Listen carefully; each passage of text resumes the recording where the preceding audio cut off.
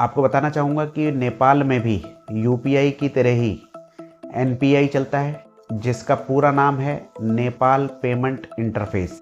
इससे अब भारत का यूपीआई जुड़ गया है। हालांकि दूसरे देशों में भी यूपीआई को पहुंचाने में भारत की अहम भूमिका रही है, यानी भारत ने ही दूसरे देशों में यूपीआई को पहुंचाया है, जैसे कि Singapore, Mauritius, Bhutan, Sri Lanka, UAE, France.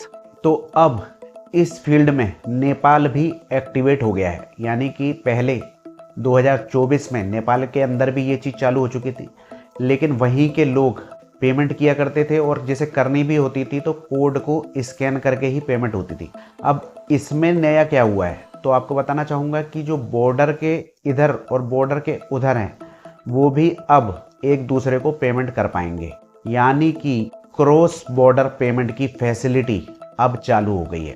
यानी कि आप अगर अब घूमने के लिए नेपाल में जाते हैं तो आप अपने फ़ोन से वहाँ के फ़ोन नंबर पर पेमेंट कर पाएंगे, यानी कि पर्सन टू पर्सन पेमेंट की सुविधा अब उपलब्ध हो चुकी है। पहले तो केवल दुकान वालों के पास थी, जो लोग वहाँ पर शॉपिंग करने जाते थे वहीं के लोग वो वहाँ पर दुकान पर पेमेंट कर दिया करते थे, लेकिन क्रॉस बॉर्डर की सेवा उपलब्ध नहीं थी और पर्सन टू पर्सन की सेवा उपलब्ध नहीं थी। जैसा कि आप सभी जानते हैं, भारत के अंदर बहुत सारे लोग नेपाल से आते हैं रोजी रोटी के लिए, यहाँ पर व्यापार करते हैं, यहाँ पर नौकरी करते हैं और उन्हें पैसा नेपाल भेजने में बहुत सारी कठिनाई होती थी, दिक्कत आती थी। जो बीच में मीडिएटर होते हैं पेमेंट भेजने वाले, उनको कमीशन देना पड़ता था।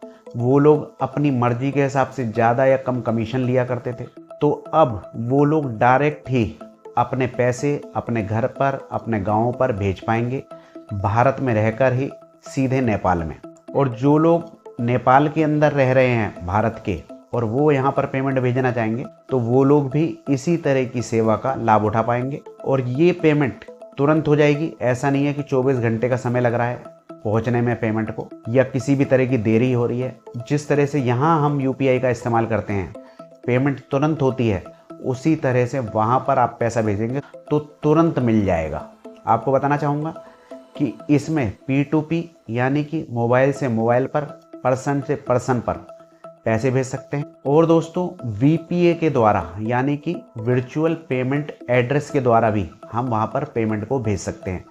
अब किसी भी तरह के अकाउंट नंबर बताने की ज़रूरत नहीं है, किसी भी तरह का IFSC कोड बताने की ज़रूरत नहीं है, डायरेक्ट आपका पैसा आपके घर पहुंच जाएगा।